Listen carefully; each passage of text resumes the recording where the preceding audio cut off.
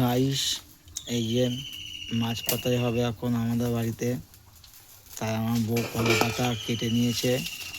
দেখেন আলুগুলো কুচু কুচু কুচু কুচু করে কেটেছে। এই দেখো আলু, তোমরা যে কোনো মাছ দিয়ে খেতে পারো। আমি এতে লাইলন টিকা মাছ দেব, তার সঙ্গে ল্যাটা মাছ ফ্রি, আর ল্যাটা মাছও আছে। তারপর নিয়ে নেব পেঁয়াজ,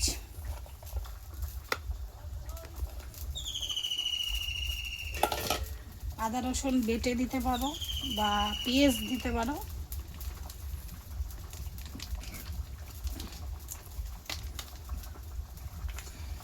যেহেতু আলু মাছ বেশি, ওই জন্য দুটো দিয়ে দেবো, আর মশলাটা হবে না।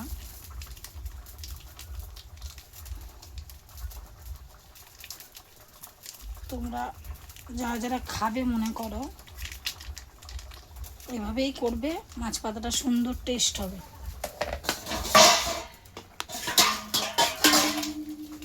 লঙ্কা নিয়ে নেবো, লঙ্কা যে যতটা ঝাল খাবে ততটা ঝাল দেবে,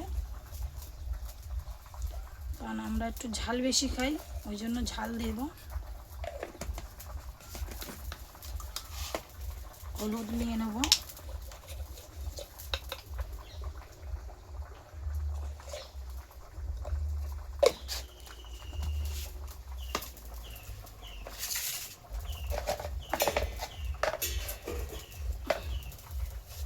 নুন নিয়ে নেব,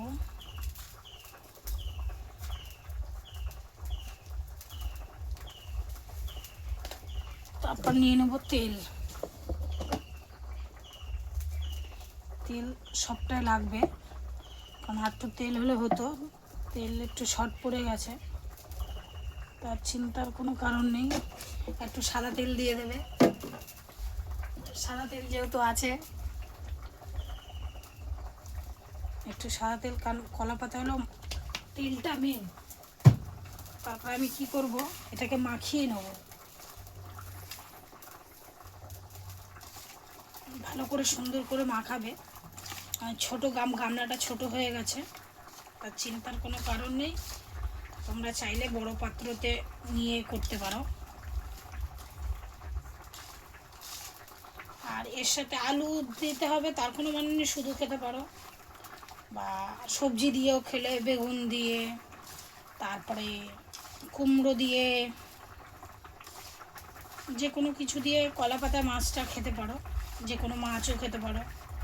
আমি সব রকমেরই মাছ খাই, কারণ ভোলা মাছটা হলে বেশি সুন্দর ভালো লাগে খেতে, এগুলো মরা মাছ, আর এটা যেহেতু জ্যান্ত মাছ আছে।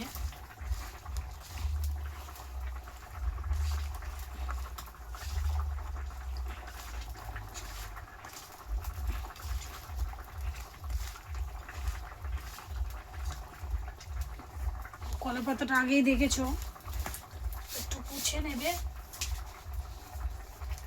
কারণ লেগে না ধরে। এবার আমি কড়াইতে নিয়ে নেব, চাটুটা নাও।